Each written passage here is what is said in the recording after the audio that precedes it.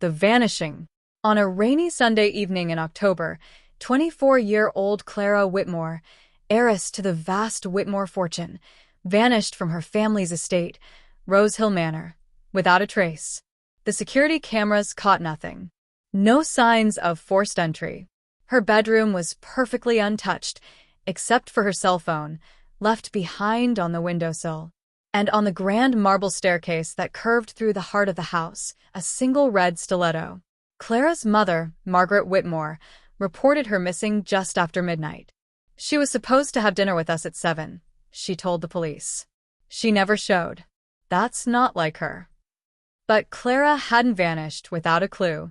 In fact, she'd left behind a trail so cleverly buried, it would take weeks to uncover, and by then, it would be too late.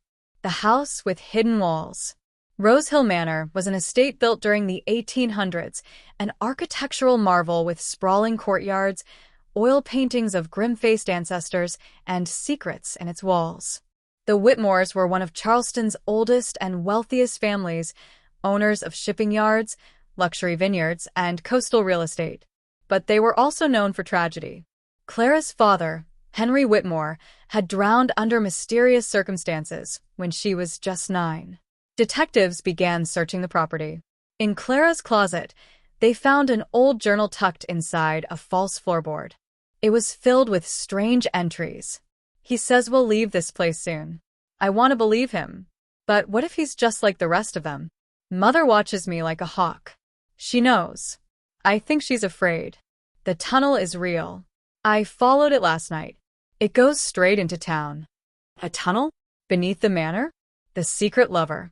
Clara, it turned out, had been seeing someone. Not the Ivy League finance heir her mother had arranged for her, but a mechanic named Eli Rhodes, from the other side of town. When questioned, Eli admitted they'd been in a relationship for over a year, secretly. They met when Clara's vintage Mustang broke down. He said she was planning to run away.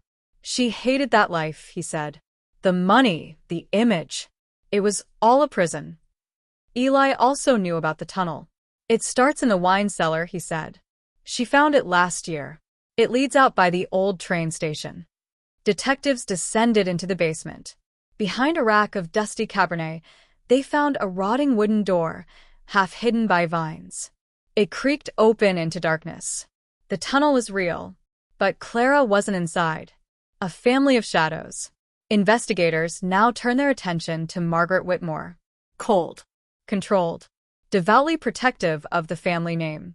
Her alibi the night Clara vanished? Dinner with the board of trustees.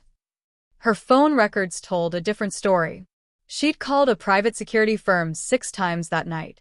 And one of the texts she sent read, "She's discovered it. Handle it." Quietly.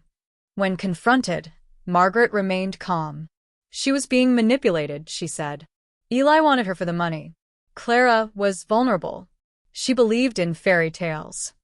But her mask began to crack when detectives revealed they'd found blood on the floor of the tunnel. Human blood. DNA confirmed. It belonged to Clara Whitmore. The truth in the walls. 2 days later, construction workers hired to excavate the tunnel unearthed something behind a false wall, a body wrapped in a velvet curtain. It was Clara. But she hadn't been killed by force. She'd been poisoned.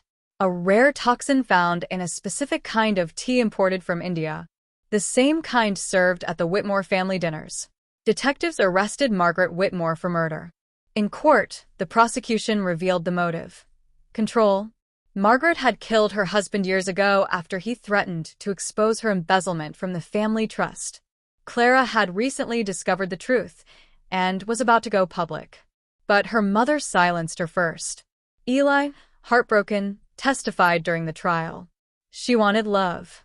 Just love, he said. And all she got was betrayal. Epilogue. The Red Shoe. The final piece of the puzzle came from Clara's own voice, an audio file she had secretly recorded the night before her death.